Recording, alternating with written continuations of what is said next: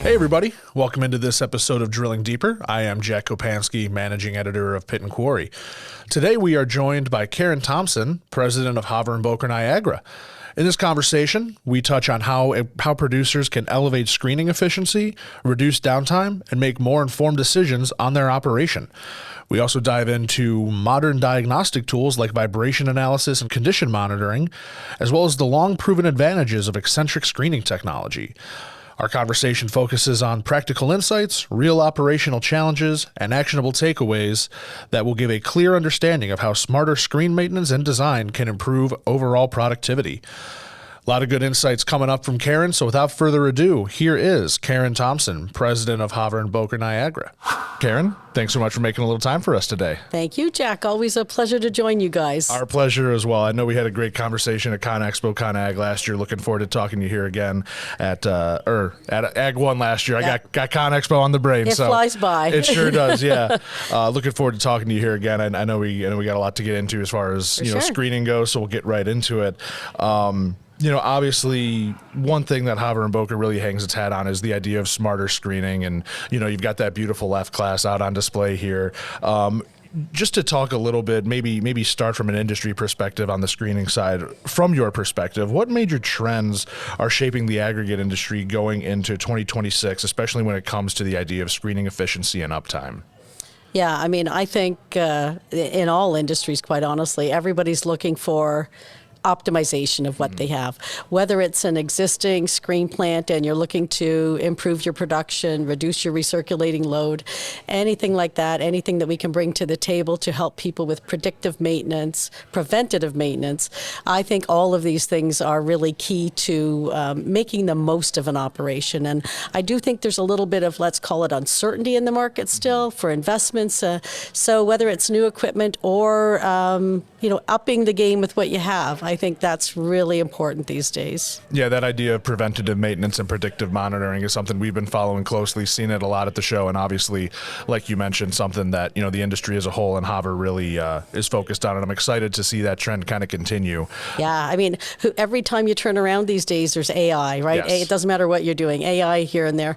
I think that if we are not on, it's hard to keep up. There's no doubt that that entire technology is really taking center stage in everything that we do, and it's just going to become a bigger and bigger part of making sure that the producers have everything at their fingertips they need to optimize their production. And I think a lot of that is going to be in automation and in monitoring. Mm-hmm. Absolutely. Yeah. Looking at screening, and it sounds like kind of a maybe a silly thing to say, but thinking about how important it is. But why is screening such a critical and often overlooked part of an operation's overall performance?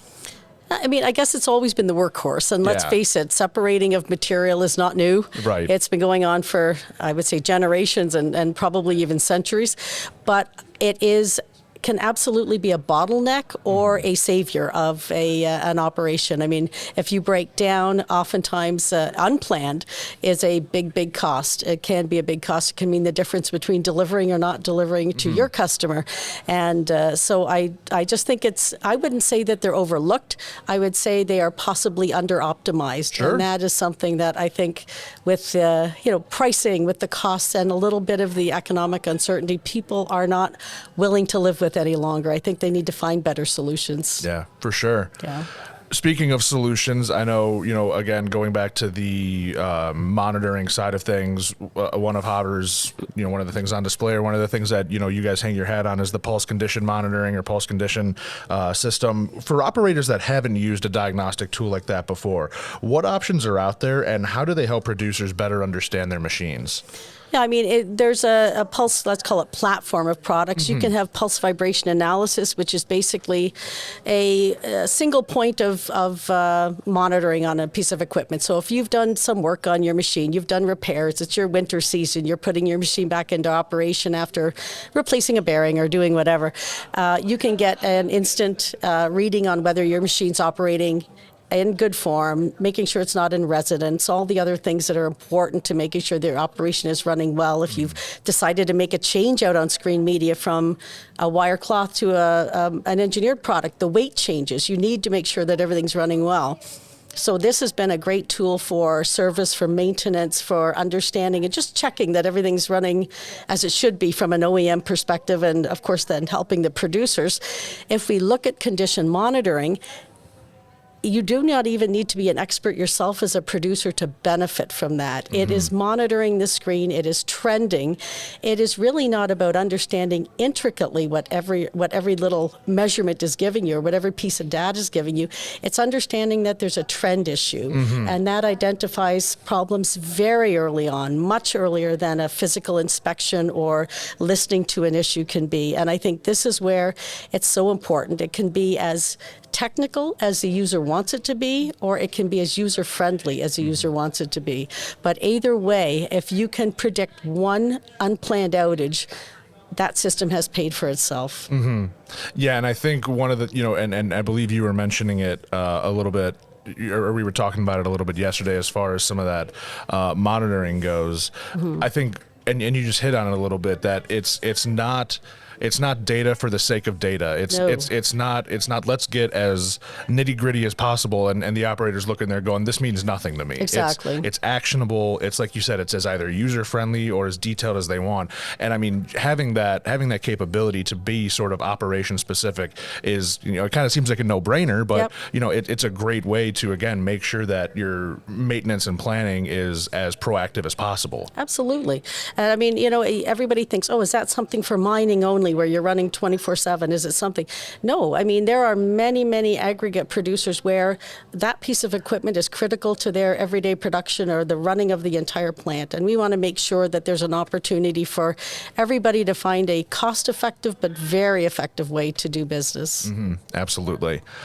We talked about it, maybe touched on it a little bit here, but what kind of issues do vibration analysis and condition monitoring tools uncover that operators might not catch through just a visual inspection? Oh, for sure. I mean, if you think about a bearing that's mm-hmm. failing, or sometimes you'll get the squealing or the noise or a temperature reading, these are all very good, but that is not catching it at the time before it's going to fail. Mm-hmm. You can pick up from a monitoring system indications that bearing is low on grease, or that it is having a challenge, while it's still fixable. Sure. And yeah. I think this is a big thing. It's not just identifying an issue that needs to be fixed and shut down. It's saying, okay, I'm getting to this point. I can do something different about it, or I can plan for this. Mm-hmm. I think that makes a big difference. I mean, I can give you an example of a customer who has condition monitoring on their machine, and they were doing a exciter change out. So that's, the motors are on a bridge above the machine, so mm-hmm. not a shaft through machine. And they, did everything right. They put the exciters back on, they turned on the machine, and they did not realize that the weight package had not been installed properly. Within a minute, we could tell that machine was not running properly. If that had been left, and you could not tell in any other way, you could not tell that machine was actually in a position to cause a critical failure and a whole lot of cost and money. So right away, the monitoring system sends an alarm, something's wrong, and believe me, that has paid for itself in a minute. Absolutely. At that point in time. So and obviously a lot of the preventative maintenance and predictive monitoring is kind of looked at from the operator side, because obviously that's where you're saving the downtime, you're saving the money, you're avoiding potential catastrophic failures. But from the manufacturer side, I mean, how much, I don't know if peace of mind is the right word, but how nice is it on the manufacturer side as well to know that your operators have this data and that they're not going to be put in a situation where they're calling you scrambling saying, this just broke, this just fell apart, we need a new one as soon as possible, and you try to make that work. But when you're able to kind of say, hey, a week or two down the line, we're going to need a new piece, part, this, that, and be able to work with them in that. How nice is that as a manufacturer? It's incredible. I mean, we offer, I believe it's pretty much the longest warranty in the business, the 3-year warranty on our vibrating screens. And as part of that comes condition monitoring. And it allows not only us, but the producer to be very, very sure of what they've got in their hands. And I think this is just it's like a safety net. It really is. And to be able to give somebody that assurance that things are working well, and to give us the insurance that things are going well is truly priceless. Mm-hmm. Absolutely. So, one of the things I wanted to talk about, maybe a little less familiar than traditional screening, is the idea of eccentric screening. Many producers are kind of familiar with traditional screen setups. What is it that sets eccentric screening technology apart? Yeah, we're not just eccentric as a company, we're eccentric screeners. It's all the way down. All the way down, from the top down. I would first of all, it is unique in the fact that there is no vibration that goes into the structure when you've got an eccentric screening machine. So we have multiple producers that have 26 of our machines in one structure, and there's no vibration going into the structure. From a portable chassis perspective, imagine having that portable chassis without that vibration constantly going into your hydraulics and the tires and everything else that you're working with. So aside from that, we are really talking about a machine with a constant motion. So if you have surging coming onto your machine, there is no slowdown while the machine recovers to take up the load, the increased load. So let's just say we would call them not only a machine for the aggregate industry, but truly even a mining type of machine that is absolutely suitable for aggregate industry that is looking for high production, high dependability, and something that really suits the fit of the individual's needs. Yeah, absolutely. So you may have already touched on this a little bit, but what operational challenges do eccentric screens help solve? Well, like I said, the structural one's a big thing. I mean, that when you can put a glass of water on your base frame and that water's not moving, it gives you an idea as to just how effective this can be. I think again is the constant stroke. That is something that is a huge issue. It takes away from the overloading, the overbearing weight that goes on those machines. I think the F class that you see, but I would also say for our two bearing screens, is the completely lock bolted design, which allows for very, very easy maintenance. Sure. That's really something when you don't have to have a hot weld up there to do a change out on a bar rail or anything like that. It's just simply bolting and replacing.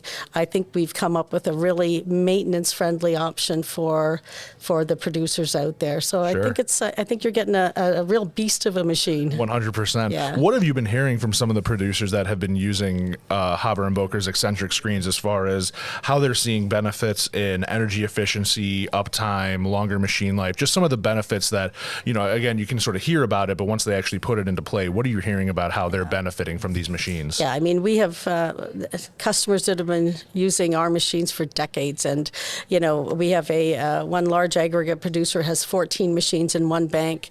Those machines lasted them for 15 years. They're just at their second go-round of replacing them again with the new F-class machines. So the longevity is there. There's no doubt about it. Right now we have our newest version, of course, the upgraded version of the F-class, but there are F-class machines out there. Just talking to a customer a week ago, and their machine's been running since 1954, and they're finally looking at a new one. So I think they got their money's worth. I would say. And we were hoping that they'll enjoy the new features as well. Absolutely. I don't think I'll be here when they buy the next one in 54 years, but fingers crossed. You never Fingers know. Crossed, Depends Karen. how this show goes. So. Absolutely. Absolutely. So looking at some practical takeaways that listeners can maybe obviously take away or maybe implement, what are some of the most common screening maybe pain points you hear from producers, and how can better diagnostics or the right technology help address those pain points? Yeah, I think pain points is really not getting the most out of your screen. I think that's the huge thing, And it's a combination of everything. We talk about, a race car with the wrong tires. Yeah. Are you using the right screen media? Are you using a mixture of the right screen media? It's not one size fits all. Are you getting the maximum throughput on everything that you're doing in order to, is it running right? Are you using the right media? Are you maintaining your machine correctly? Are you making sure that you have predictive and preventative maintenance? So I think all of these things are trends that save people money, save them time, certainly save them labor and resources, and we know that's also a shortage these days. For sure. So, I think the more that we can really be part of resolving our customers' challenges makes us a better player in the market, makes us a better design engineer and a better partner. Yeah, absolutely. Yeah. For listeners making investment decisions, and you talk about making sure, I love that analogy, a race car with the wrong tires. What should they evaluate when choosing screening equipment or diagnostic tools as far as making sure they have the right tools in place? Yeah, I mean, I think it's every individual or every producer's individual. There's no doubt. If you talk to one, even if they're making the same product, I think it's a little bit different than the neighbor down the street.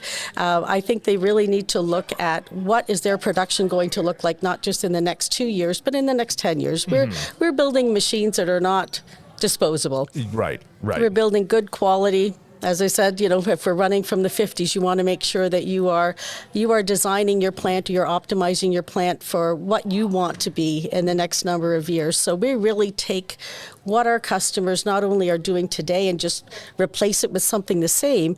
We want to know what they're doing, what your hopes are in the next 5 years, where do you want to go, and how can we help you reach that goal in a price-effective manner, and for efficiency's sake, what are we doing that can get you there in the best route possible? Yeah, and that personalization is so important, and obviously something that, Haver puts a lot of time into, so that's excellent to hear. Yeah. Big time. So we've covered a lot. I know we've touched on a lot of trends, a lot of developments, a lot of Haver offerings. If you could give producers one piece of advice to improve screening performance this year, what would it be? I think I would say to them, stop looking at the way you've always done it or saying, I just want to do this again.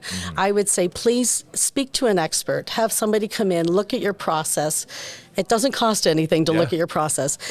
Listen to the recommendations and be open to changes, because I think there's so many cutting edge technologies out there now that to just want to do the same as is no longer an option. Absolutely. Yeah. That's a great piece of advice. Well, Karen, for our listeners here, if they want to learn a little bit more about Haver and Boecker's offerings, or maybe even just to learn a little bit more about screening in general, how can they find you and how can they get in touch with Haver and Boecker? Yeah, of course, you can find us on Haver Niagara website. You can certainly come and visit us for the next few days at booth 32616, and we're always available to help you. So please reach out at any time. We have sales representatives across North America, the UK, actually worldwide if you look at our global scale. So I don't think you'll have a hard time finding us. We're happy to find you. Fantastic. Karen, thank you so much for your time. A lot of great insights here, and best of luck to yourself and Haver and Boecker Niagara the rest of the year. Jack. Thanks so much. Thanks again to Karen Thompson from Haver and Boecker Niagara for joining us on this episode and for offering some great insights into smarter screening operation. Be sure to stay tuned for our next episode of Drilling Deeper coming out in 2 weeks, and we will see you then.